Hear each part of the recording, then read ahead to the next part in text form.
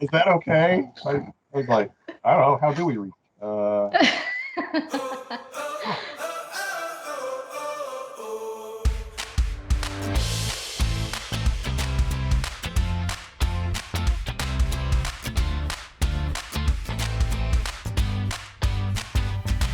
Hey guys, welcome to another episode of Stay Smart. I am your host, Christine Caldwell, and today I have with me Mr. Craig Hufft.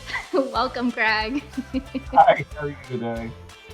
I'm doing well. So our topic today is, who pays for corporate housing? I guess kind of start with the first initial thought, which think would be the employer, right? Yeah. I mean, our clients come from so many different parts of the world and from so many different industries. We have people that remodeling their house need to stay someplace, or have an insurance claim, or an employer's relocating them temporarily or permanently, or they could just be in town for a government project. So, all right, well, let's kind of break all of those down, starting with, so if your employer is relocating you, or you got a promotion and I'm in Houston and now it's in California. Now I'm like, okay, how is this all going to work? Do the employers typically set all that up for you, or does it depend on the corporation? Or most employers will cover all the costs wherever your what we call an approval period is. They're going to cover you for 30 days while you look for a house, or 60 days, or 90 days. And at most, usually they'll just ask that you provide a credit card for incidentals. So if you get a little crazy in the apartment, you're responsible for that. But otherwise, they're going to cover all the rents and utilities and talking about crazy. Are you talking about like damages, or are we talking about like adding extra stuff to the unit, like executive desks and I think a larger TV and every once in a while, you'll have somebody who's not really happy about the results of the Super Bowl game. In that case, it's really nice to have a credit card for incidentals. And there are some folks who would like a few extra touches beyond what their company will cover. So they might want that extra super duper large TV, or they may want some garages for their vehicles, or they may be bringing 3 very, very large dogs, and there's some pet fees or pet rent that's not covered by an employer. Those kind of things would go to a personal credit card, but typically the housing itself is covered by the employer. Because I know in some of the episodes we've talked about, how great corporate housing is because of the flexibility and it being able to be customized to the individual's needs. So would that stuff be paid for by then the individual or the company? Most of them are fairly upfront with the employee, whether relocating or temporary, about what the budget is. And as typically, if they stay within that budget, they're fine. It's when things go above the budget that starts coming out of pocket. Some corporations don't want their employees to sign anything, and they may have just a standard agreement set with us, so that they send us an email and boom, it's done. Some companies want the employees to sign so that they have some level of responsibility. Just that their name is on a document, they know what all the terms are. It just really depends on the company. So insurance, would that have to deal with maybe like natural disasters, or?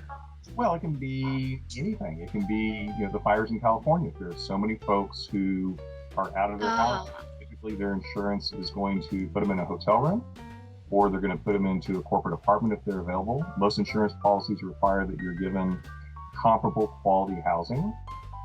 So if you're a family that typically lives in a 4-bedroom house, they're going to try to find you a house, or they're going to try to find you an apartment or a hotel that'll accommodate what your needs are.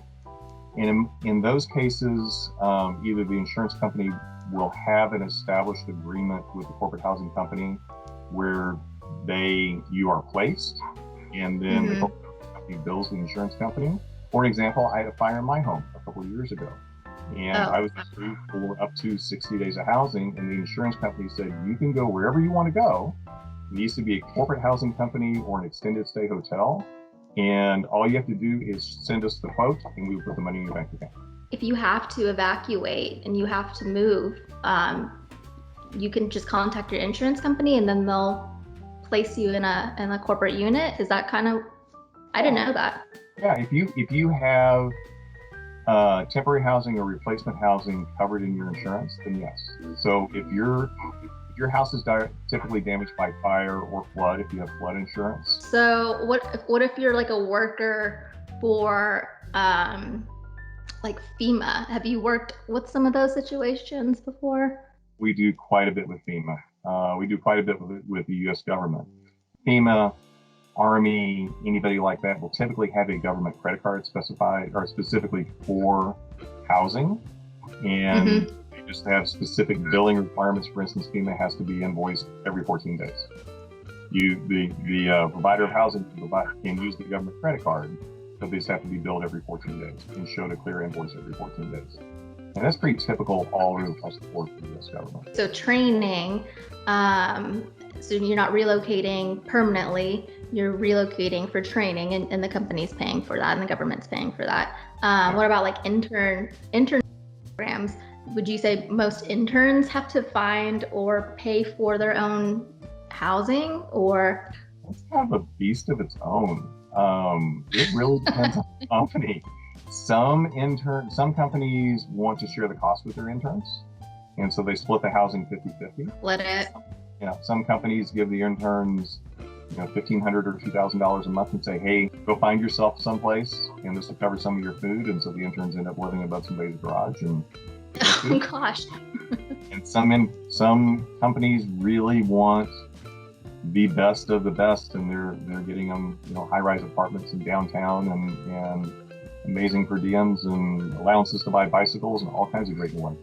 So it just really depends on the program and specific company. Allowances for bicycles? Did you say bicycles? Yes, there are multiple companies that want their interns placed within biking distance of their offices and will give them an allowance so they can buy a bike when they get to town and get to work. What? Yeah, companies are really creative on ways to lure good talent to town, and the way they find their future leaders and their future programmers or whoever else it might be is typically through strong intern programs.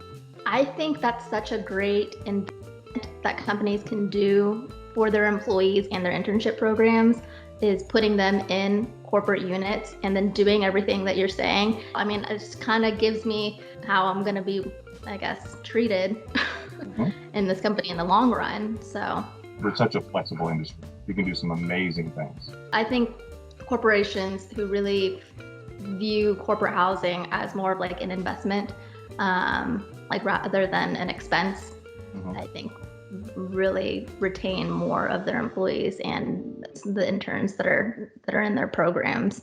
Let's see. So what do corporate housing companies need from their clients to go through the process of paying for? Honestly, we try to keep things as incredibly secure as possible.